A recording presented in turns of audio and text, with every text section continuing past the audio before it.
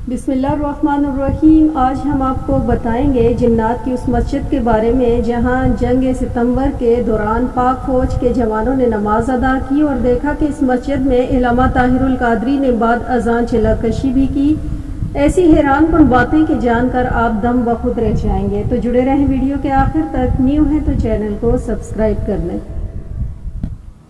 भारत ने 6 सितंबर 1965 की रात पाकिस्तान पर हमला करके बड़ी जंग का आगाज किया तो भारतीय फौज को यकीन था कि आज़ादी के 18 सालों बाद भी पाकिस्तान की फौज अपने पैरों पर नहीं खड़ी हो सकती और अभी ये जदीद जंगी वसाइल हासिल करने की मुताहम्मिल नहीं और न ही अददी एतबार से ये भारत का मुकाबला कर सकेगी। लेकिन भारतीय फौज का ये ख्वाब जहां पाक फौज के भरपूर मज़ाहमत और जारहियत से चकनाचूर हुआ, वहां पाक फौज और पूरी कौम अपने मुल्क की अल्लाह और नबी सल्लल्लाहु अलैहि वसल्लम के हुजूर उसकी कदर व मंजिलत का अंदाज़ा हो गया। जंग सितंबर में रूहानी कुव्वतों ने पाक की भरपूर मदद फरमाई थी।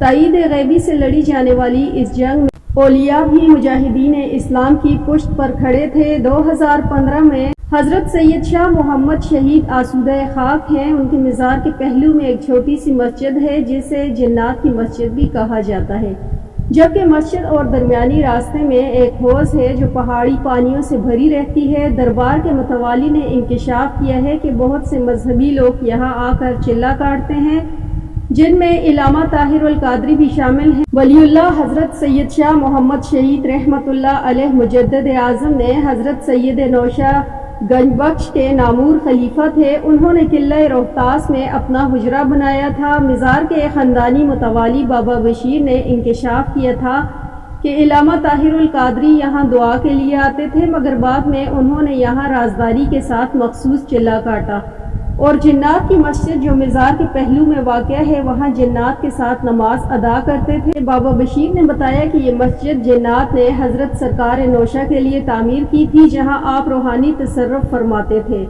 अपने खलीफा सैयद शाह मोहम्मद शहीद की भी तरबियत फरमाते। 1965 की जंग के दौरान भारतीय फौजों ने इस इलाके पर बमबारी की तो पाक फौज के जवानों ने उन्हें मुंह तोड़ जवाब दिया।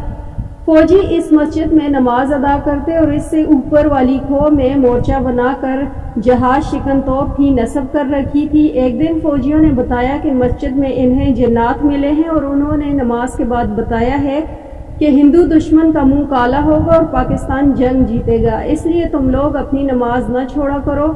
पाकिस्तानी फौज का सबसे बड़ा हथियार इसका ईमान है। जब तक ये इसके पास दुनिया की कोई ताकत उसका कुछ नहीं बिगाड़ सकती। मतवाली का कहना था कि जंग के दौरान दुश्मन के हमले का खतरा होने के बावजूद फौजी बाकायदगी से नमाज पढ़ते थे।